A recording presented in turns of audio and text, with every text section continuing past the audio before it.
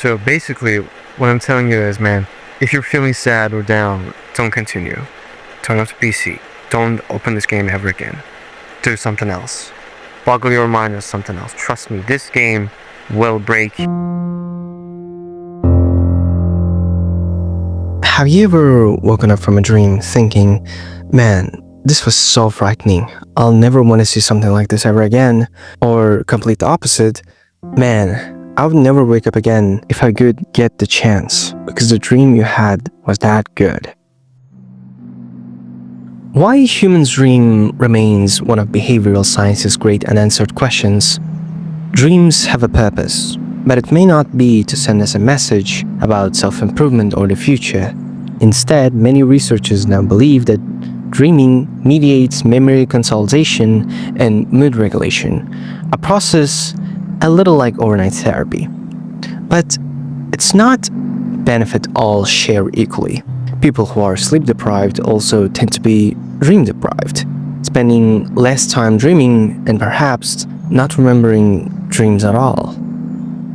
Dreams are the stories the brain tells us during REM sleep, short for rapid eye movement. People typically have multiple dreams each night that grow longer and longer as sleep draws to a close. Over a lifetime, a person may dream for 5 or 6 full years.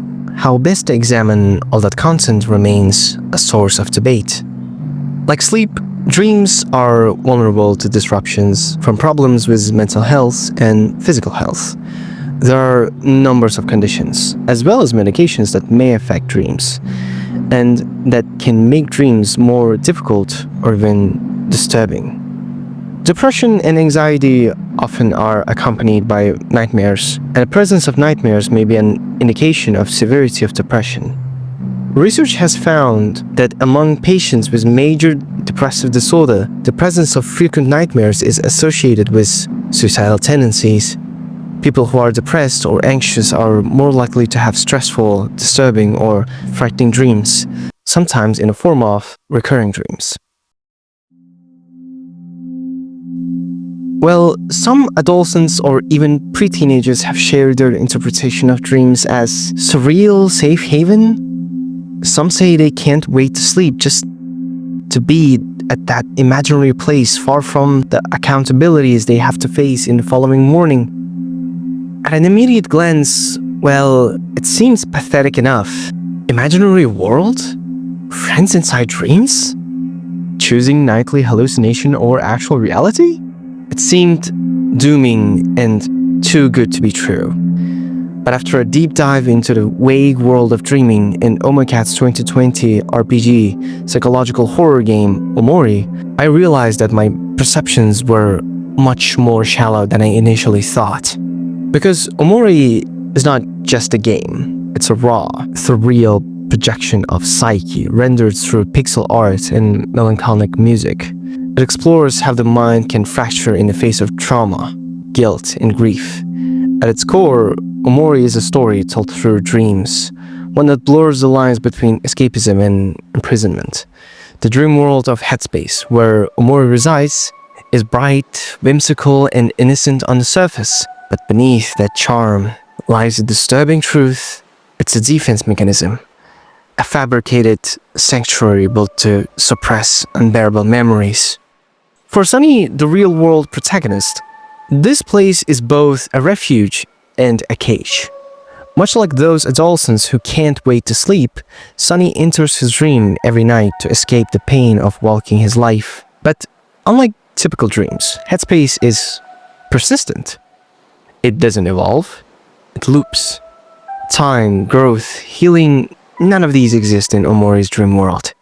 It's safety at the cost of stasis. And through that lens, Omori becomes a haunting example of how dreams, if clung too tightly, can become toxic. Not a tool for healing, but a way to avoid it. What Omori shows us is that while dreams might offer temporary comfort, they can also act as masks. The vivid colors of Headspace are like the surreal safe havens mentioned earlier, almost too good to be true. But even the most vibrant fantasy cannot outrun what lies buried beneath. The suppressed memory, the unspoken guilt, these things gradually begin to bleed into the dream. Headspace glitches, characters forget, the joy turns hollow. It's the mind's way of saying, you can't hide here forever. So maybe dreams do serve a purpose, not just to regulate mood or consolidate memory, but to tell us in symbols and metaphors what we are not ready to say aloud. And in Omori, that purpose becomes painfully clear. It is a dream-turned mirror. And when Sunny finally looks into it, when the player guides him through the darkest corridors of his subconscious, it becomes a moment not just of horror, but of hope. Because facing the truth, even in dreams, is the first step back to reality. Dreams by nature are paradoxical. They're born in our sleep yet echo in our waking hours. And occasionally, they do more than just offering fleeting refuge. They distort. They comfort. They hunt. The impact they leave isn't always about their content, but the meaning we attach to them once we're awake. Sometimes a vivid dream can inspire unlocking hidden desires, unresolved conflicts, or even creative potentials, making you more productive than you were ever before.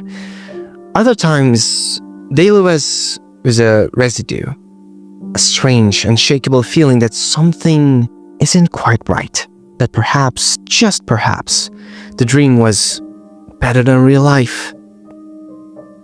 It's in this duality where dreams begin to shape our perception of reality. If they are too pleasant, waking up can feel like a loss. If they're too dark, sleep becomes something to fear. And when they sit somewhere in the middle, which is often the case, they become something we can't easily explain. Emotional echo that lingers past breakfast and sticks with us during quiet moments of the day. Omori captures this dual nature with brutal honesty. Headspace isn't just an escape, it's a lens. It shows Sunny's longing for childhood innocence, for the days before his life unraveled. His friends in the dream act out idealized versions of themselves, forever frozen in time, forever 12. In this world, there is no trauma, no accidents, no grief, but the more time Sunny spends here, the more disconnected he becomes from the real world, where those same friends have changed, grown apart, suffered in his absence. Dreams in Omori protect Sunny from guilt, but they also blind him to growth. This is how dreams can both elevate and imprison. When treated as emotional springboards, dreams can give us insight into our struggles. They allow the subconscious to whisper truth we're not ready to confront head-on. Therapists often encourage dream journaling for exactly this reason. It's a way to give shape to the formless, to trace the outlines of hidden fears and buried hopes. But when dreaming becomes a crutch, when we start to live for the night merely to survive the day, we're on the risk of stagnation. Omori's dream world doesn't evolve because Sunny refuses to. Time collapses into a loop, and the more vibrant the dream, the more unbearable the truth becomes. In this way, Omori warns us. Unprocessed trauma, even in the dream world, finds a way to surface through broken memories, corrupted characters, static music, and the doors that won't open. And yet, there's beauty in the cracks, even in the dream built on suppression. Small moments of clarity emerge. Conversations, imagery, symbolism, everything hints at the truth, asking only that we dare to look. So, yes, dreams can't numb us to reality, but they can also prepare us for it. They can give us the emotional assist we need to take the next step forward.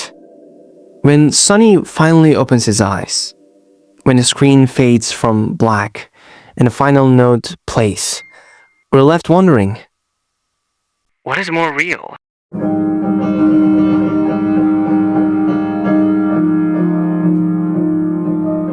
The dream or the choice we make after waking?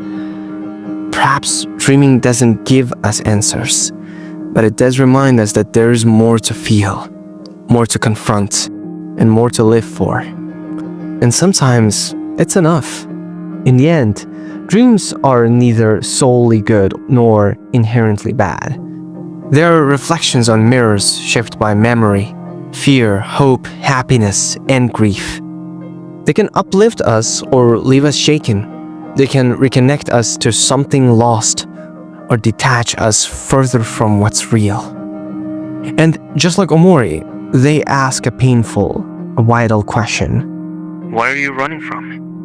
Because maybe dreaming isn't about escape at all. Maybe it's about facing what we couldn't while awake. About giving our minds the space to feel without the weight of consequence. To break, to wonder, to remember, and finally, to heal. So when the dream ends, when the illusion fades and the music stops, the question becomes apparent. Will you open the door? And if you do, Will you be ready to live again?